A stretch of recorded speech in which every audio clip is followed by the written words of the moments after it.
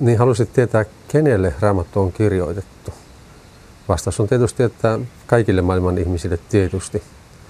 Ihan jo Raamatun alussa kerrotaan, että Jumala loi tämän koko maailman kaikkeuden ja hän loi myöskin ihmisen. Ja toki on hyvä sitten tietää, että mitä hänellä, joka on ihmiskunnan tehnyt, on kerrottavanaan meille sekä itsestään että tästä maailmasta että ihmisen ja Jumalan välisestä suhteesta. Kaikesta tästä Raamattu kertoo. Oikeastaan yhteensä 66 eri kirjassa, jotka on kirjoitettu noin 1000 vuoden aikana jopa useammassa eri maan osassa. Jumala valitsi siis tiettyjä ihmisiä, joiden välityksellä hän ilmoituksensa antoi.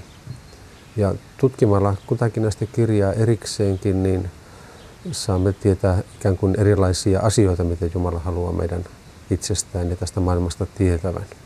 Niin, mikä on Raamatun vaikein kirja? Veikkaisinpä, että jos tehtäisiin jonkinlainen tutkimus, niin useimmat sanoisivat sen olevan ilmestyskirja. Ilmestyskirjan vaikeus johtuu tietenkin siitä, että siinä on paljon näkyjä ja paljon vertauskuvaa.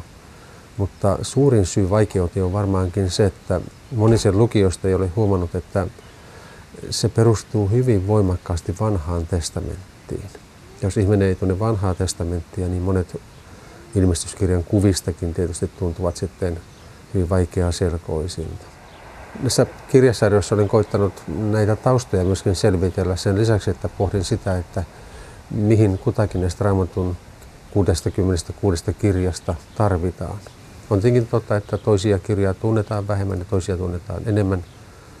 Jos pitäisi sitten oikein kiireessä joku lukija, että saisi tietää kaikkein tärkeimmät asiat Raamatusta, niin ne olisivat varmaankin ensimmäinen Mooseksen kirja, Matteuksen evankeliumi, joka alkaa Uuden testamentin, ja roomalaiskirje, jossa on hyvin tiiviisti oikeastaan kerrottuna pääasiat siitä, mistä kristillisessä uskossa on kysymys.